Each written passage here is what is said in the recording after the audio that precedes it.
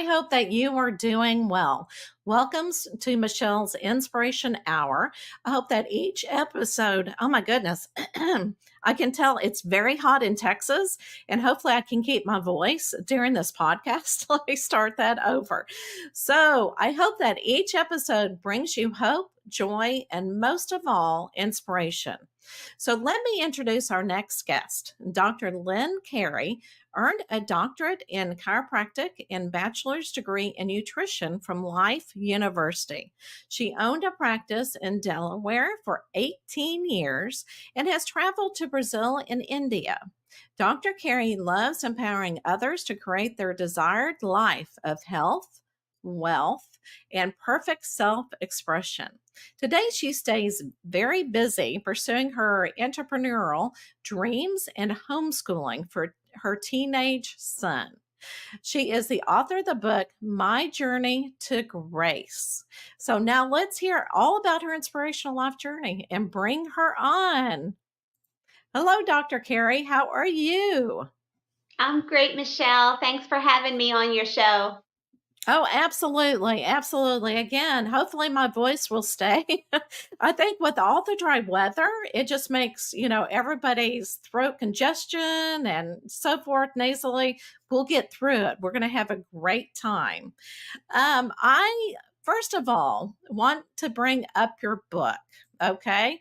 My Journey to Grace. And whenever I was reading it, I thought, oh my gosh, I feel like I know you because I love how you really put yourself on the line and you express yourself so well about your opinions and just great self-expression.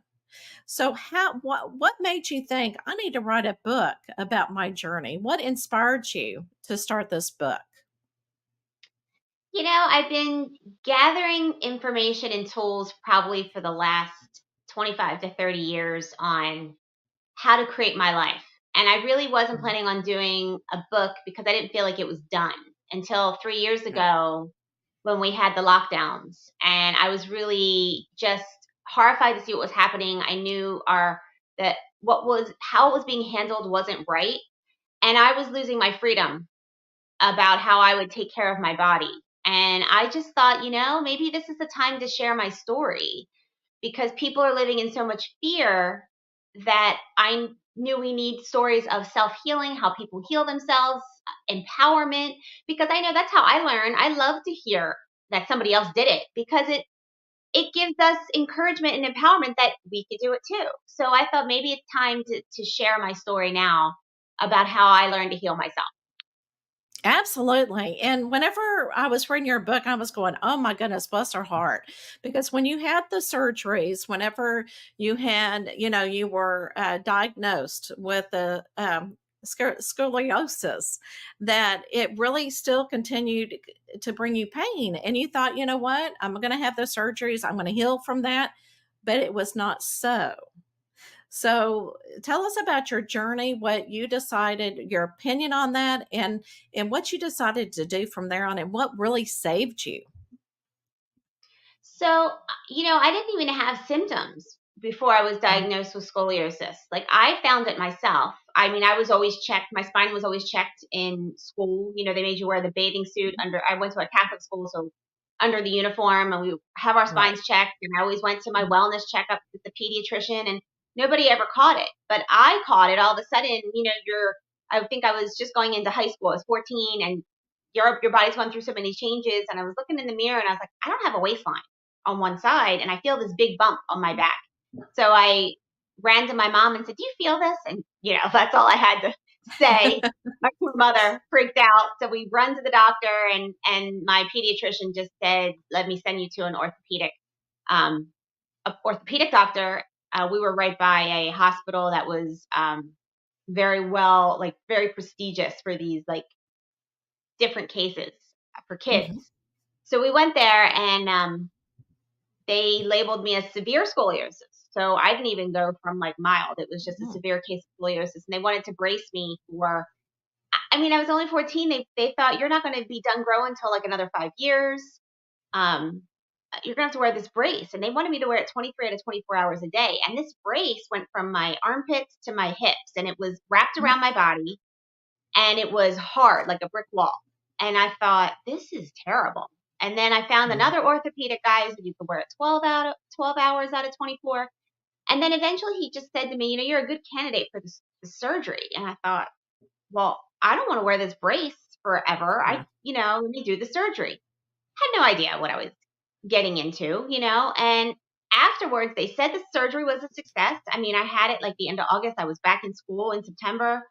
And but then all the pain started. I started Yeah. having pain, and then I started noticing I was sick all the time. I was susceptible Mhm. to everything. And this went on for a period about 5 years, and Mm. no one had an answer for me. I kept saying, well, why do I keep getting sick? Like, what's going on? And they just knew to either give me more drugs, or, they just say, let me write you a stronger prescription. Mhm. So, and then it was at that point that I ended up in college trying to find myself. I was taught you go to college to get your degree to be successful. And I was just Right. depressed, hating everything in life. And Mhm. someone told me to look into chiropractic as a career. And I was just like, well, isn't that just medical school? I wasn't too keen on that. And I read the pamphlet that they gave me, and it said, the power that made the body heals the body. And I thought, hey, no one has ever said that to me in Right. all this stuff I've been going through. And it just like was the first time I heard truth. And I Mhm. just went to chiropractic school. I didn't even get adjusted. I just went, and it was the beginning of changing my whole life. Wow. Well, okay, and you also explain, and if you don't mind explaining it to us, about subluxation, that you discovered that. So what is that exactly? Yeah. So subluxation, it sounds like this big term, but really it just Yeah. means the root of it is lux, which is light or life. And so it's not Okay. enough light or light coming through your spine. So what we do as a Mhm. chiropractor is we're checking all the vertebral joints in your spine to make sure they move properly. Because this is how the disc stays healthy, which is the cushion between the vertebrae, and Mhm. also how your nerves exit through your spine, right? This is how your spinal cord is protected by all the vertebrae. It kind of has a little funnel in there that the spinal cord runs through. It attaches to the brain, and then out through the vertebrae in between, the nerve exits through. So we Hmm. want motion in all those vertebrae, because that's how your disc stays healthy. That's how the nerve stays free. And this is how your brain body communication stays open and clear. Mhm. So a Right. subluxation is the area in where a vertebral joint is not properly moving, and a lot of times the disc Mhm. will swell, and it also puts pressure on the nerve that exits through there. So that causes interference. And the basis of a chiropractic philosophy is that we recognize that there is a higher power within us. There is an inner Mhm. wisdom that runs our body. We call it innate intelligence or life Oh, okay. force. So we say that when there's a subluxation, there's not enough life force flowing through the body, through Mhm. that area of the spine. And that's what we want to adjust, just to clear the interference. Let the body do what it has to do, because the body knows best. And I love that because to me, I talk about chakras and everything, and I love how you practiced your own chiropractic um, services. So you used a lot of the energy, from your hands to try to find out where everybody was having their problems. And I absolutely love that. You said, I'm going to do it the way that I feel most comfortable with so that my clients can be healthy. I'm going to read a statement as well. Okay. Um, we are programmed that disease is something we catch ourselves, just like we programmed that healing happens outside ourselves with every pill that we take. And this was from your book.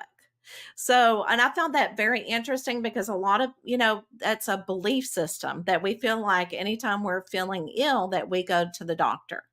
So, how did you find yourself healing yourself? I know you used a lot of energy and you figured it out. Can you kind of talk about that when somebody's kind of afraid to go to the doctor and that they can heal themselves? How do you do that? So my biggest shift, I think, happens in chiropractic school. So I started getting Mhm. adjusted, but it wasn't that I just got an adjustment. All my problems were gone. It was Right. still a process of me. Sometimes the pain would get worse. It was Mhm. understanding what my body was trying to do, and also understanding how the body works. So we recognize not only that there is an innate intelligence, an inner wisdom, it's always running your body. As we're sitting here, Mhm. all our organs are working, and we couldn't consciously do it all because there's millions and Right. millions of functions going on all at the same time. So we Mhm. learn to listen. What is the body trying to tell us? Symptoms are just your body's way of rebalancing itself, healing itself, cleansing itself. So we learn to honor symptoms instead of just saying, oh, well, now you have a fever, we should drug it and make it go down. We're like, no, the fever has an important role. And so Mhm. when you start looking at what the body's trying to do, I lost my fear that I couldn't get better. So I started to feel becoming empowered because I understood the process. I understood Mhm. that I had a lot of scar tissue in there. I mean, I'm missing spinal parts because of what happened. So I had a lot of trauma Right. in there. So I started understanding that it just takes time. And because I had tried everything else traditionally and it didn't Mhm. work, I had nothing but time. And I had this emotional support around me telling me anything can get better. So, and I lost my Right. fear that I couldn't. So it was like a combination of a new understanding of how the body works, losing my fear and having the right support that really got me over that edge. And it was still a couple of years, I would Mhm. say, until I got out of the pain, that I didn't live in chronic pain. But it was also other things showed up. Like I remember getting chronic headaches for a year, but I noticed it was how stressed I was in school. So I Mhm. started connecting the emotional connections with my symptoms and what was going on with my body. And I think that's very important for people. I think a lot of people miss that. Like what you're Mhm. going on, what you're going through mentally and emotionally, if you're not handling it, or even if you are handling it, could be part of the process. It has to, this energy, it's an energy. It has to go Mhm. somewhere. So a lot of times it comes out physically and it can create dis-ease in the body. Absolutely. And it's hard for people to really understand that, but I think that and I'm seeing more and more people do more alternative medicine now than they used to, which is really nice to see. All right, so we're talking about your health, and along the way, you have learned something about financial freedom. So, we're going to kind of switch gears to finances. So, like I said, you are breaking all belief systems that we have carried in from generation to generation. So, what does it mean to be financial freedom to you? So I questioned things as soon as I got out. Like I was ignorance on fire because I was 23 years old when I graduated chiropractic school. I had all this wonderful knowledge and experience about how the body heals, and I thought I'm just going to go back to my hometown and change the world. I really thought that's what I was going to do, and it was just eye opening what I had to go through to open up my own practice because I had no clue about business or money. And I opened up on principle because I really didn't see a chiropractor in the area that I Mhm. could practice with that would practice the way I wanted to. Oh. And it was important for me to keep chiropractic pure. So I just thought, I don't know, I started just learning to teach myself and reading financial books. And I came across a book called Rich Dad Poor Dad that it Oh. was like the light went on. It was by Robert Kiyosaki. And it was like how I learned chiropractic and the light bulb came on and it changed my whole life. Well, once I read Rich Dad Poor Dad, I was like, I knew it. I knew there had to be another way. And he talks about multiple streams of income, trading time for money versus creating asset wealth that pays you residual income and leveraging your time. And I already saw the limits of my practice because I could only adjust so many people. Mhm. Um, I saw also working on people. What was the common theme? Why were people coming into me with these chronic issues? I could adjust you all day long, but if you weren't doing the inner work on yourselves, I realized the Mhm. big key piece for my healing was my mindset shift. And I found purpose in my life, right? I was passionate Mhm. about what I was doing. I saw people going to a job that they hated every day just to pay the Mhm. bills. And it was just became this making ends meet. And it was a survival mode. Then I Right. saw how if they couldn't afford alternative care, and I kept my prices cheap because I wanted to make it for everybody. I didn't even do insurance. They could submit it if they wanted, but I didn't want to play the insurance game because it went against my principles. I didn't Right. want insurance to turn me into a medical machine. I was wellness. Mhm. And so I saw that they wouldn't choose a massage. They wouldn't choose a chiropractor. They wouldn't choose to Mhm. buy organic food or clean products because it cost more. It wasn't in their budget or their insurance didn't pay for it. And I Mhm. thought, this is crazy. Health is priceless. But Mhm. yet, this is how people are choosing what their insurance dictates and how much. they couldn't even take time off if they needed to heal. They couldn't afford to. And that Mm. really upset me, and I thought the key to healing is being happy, finding purpose, having the freedom and choices to live the way you want to live and finding that joy and passion in life. So that Right. really, and I knew one of the key components was not having enough time, not having enough money. It really bothered me. I saw this as a key element that was affecting people's total well-being. You know what? You sound just like a fantastic advocate. You know what I'm saying? You are like showing an example how to live. And I know that it was frustrating to you to see the same clients come over and over again.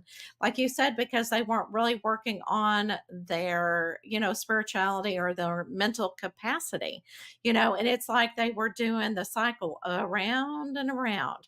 And it does become frustrating at the same time when you're trying to help people. And so again, I think that you're being a fantastic advocate for others to say, you know what, we need to stop this, we need to change our belief system. This is what I learned through my journey. So, and I think it's fantastic that you're going on podcast and you wrote your book. And everything else. And you also bring up another good point whenever you're talking about finances, that children are not taught, about finances, that they're mainly taught about, and it's so I loved your example about balancing a checkbook. That people have a different mindset of how, financial freedom is totally different than balance. Now of course, checkbooks, who writes a check anymore? But how things have changed. But you're right. I think that we need to teach kiddos how to invest in their money or invest in things and really look at how they can have that financial freedom and not think of themselves as paycheck to paycheck to paycheck. Yeah, and that's how, I mean, there's so much to it, right? We could dive You're into right. a whole financial, I mean, and even on my journey of trying to make myself financially free, I had to work on the mindset. It was a Yeah. mindset. I had to find people who were like-minded. Like, I was blessed, really, Mhm. to be in a cocoon of chiropractors, I call it, when I was going through my really challenging time of pain and healing and things like that, because I really was surrounded by like-minded people. Now I was out Right. on my own in my practice and trying to figure out this financial stuff. And one thing led to another. Like, Rich Dad Poor Dad gave me parts, but I was missing, like, why does the economy do what it does? How do you know when it's a down cycle, an up cycle, all these things that affected how I was, I did rental properties. It affected that. And Mhm. it's just been this long journey. And so by trial and error, I'm trying to, maybe put my information out there. If I could save someone else from all my mistakes and even set a blueprint for my son, to maybe Oh, he can right. have such a much more information to help him make his choices than I did. Yeah. Because Well, I was just like, yeah. I was like the blind leading the blind myself, like just trying to figure it out. So And I love that you bring in that relationship with your son in your book and how it changed your life and how, you constantly, not only does he learn from you, but it seems like you're learning from him as well. He just sounds like a superb human being. So, okay. So the one thing that I did forget to bring out when you went to Brazil and India, you took this trip, and I think it went on a mission trip or something. Okay. So what did you learn in this mission trip? yeah, so I had the opportunity in my first couple years in practice. I had a friend who was a chiropractor who had a connection in Brazil. One of his patients or clients in his practice. I don't like to say patients, Oh, right. Okay. because they're Yeah. well, they're not sick. She had family in Brazil, and then in Fortaleza, they didn't have chiropractic there, and said, "Can we come and adjust people in her hometown?" And so we Mm. went, and I went 3 years in a row, and it just really changed my life. It was where I was with a group of chiropractors. We were adjusting for like 12 hours a day for about a week. And it was really powerful because we weren't speaking the language of the people. They spoke Mm. Portuguese. All of us, we spoke English. I mean, we had translators, but for that high level of volume that we were seeing, it really was about just laying of hands on the body. So we were just Mhm. palpating the spine, feeling where it needs to be adjusted and adjusting. So we wasn't like they could tell me, oh, I have all these problems, I have all these symptoms, and because that kind of, so it was like this pure, like, let me just lay my hands on your spine, release the energy, and whatever happens, happens. So we were all doing this, and the vibration went so high that it Mm. was like we were all just blissed out, but it was, we didn't know how it happened. We didn't know why, at least myself. I mean, I understood the dynamics we were in. But when I got home, I just fell into a depressed state because I couldn't Mhm. keep that level there. Mhm. And so I went another year. It was about the same experience. The third year I went, I actually got sick. I had bug bites all over my face. I was fever, throwing up, all this stuff. And I came back and I just let my body physically heal. But when I was physically healed, I still felt like I had this darkness on me. So even these first few years in practice, I was still learning about energy. Mhm. I went from a very like structurally adjusting people to really like laying my hands on and letting the energy flow because I just felt so much energy in my hands and there was something else going on. Then I was having this other experience in Brazil about energy. And when I got back, I just thought, I feel like I have this darkness on me. And I never used that term before. Right. And this lady in my office just said, you're carrying a lot of darkness on you. And I was like, oh my God, like I didn't even say that to her. So she said, take Epsom salt baths for about a week, light a Mhm. white candle, tell the darkness to go to the light. And I was just like, okay, this is a little weird, but you know what?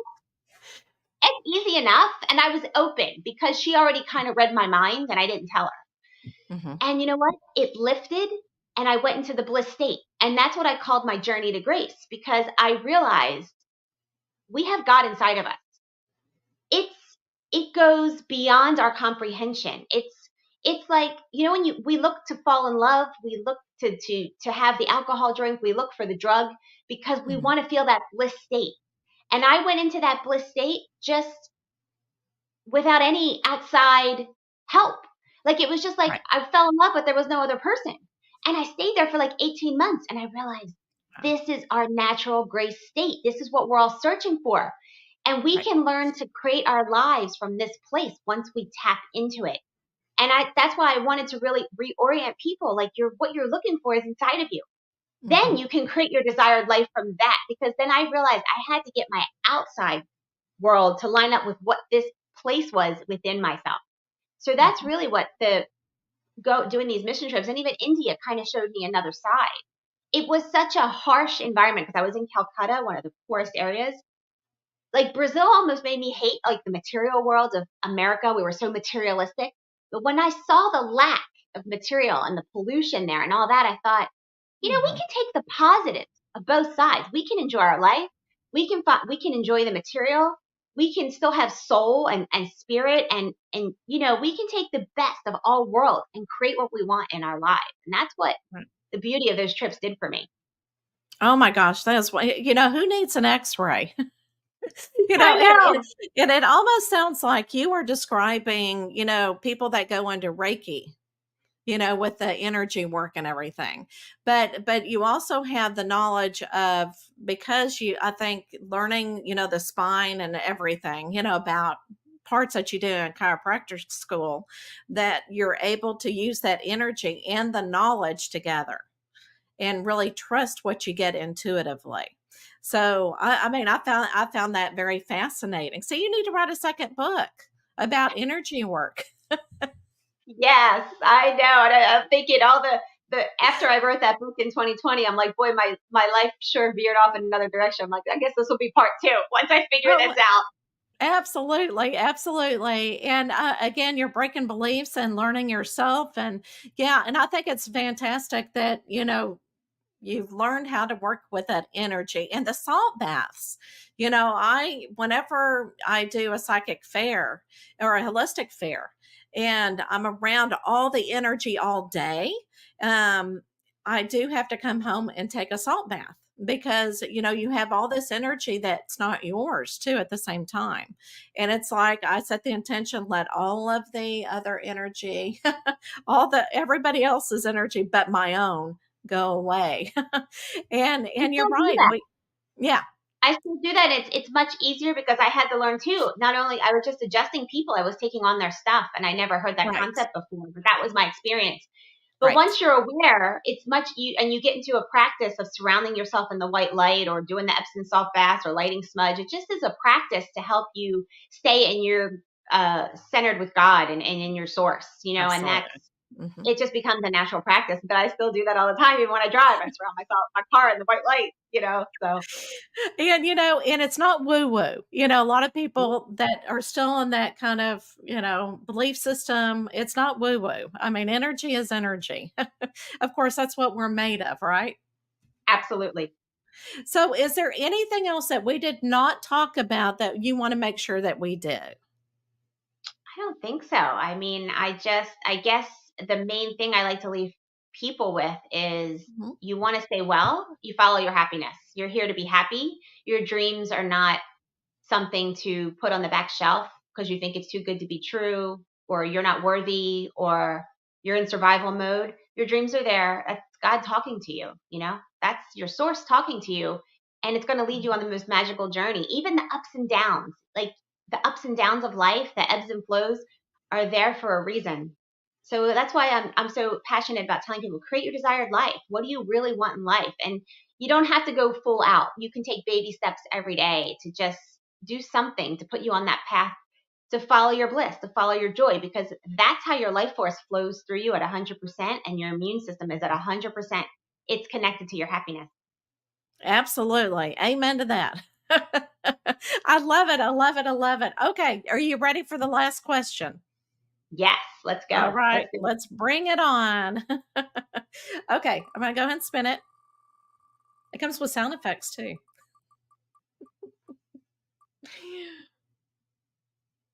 Oh, interesting. Oh, no. Yeah, it changed.